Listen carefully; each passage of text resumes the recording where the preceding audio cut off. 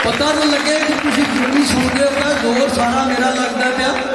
मैं अपनी माँ का दुध पीता। मेरी माँ वो सी जिहदे इन्नी ताकत सी कि जनाब 2.5 मन पक्का वजन चुके तो कुछड़ मैनू चुके तो लै आनी सी खूहों तो।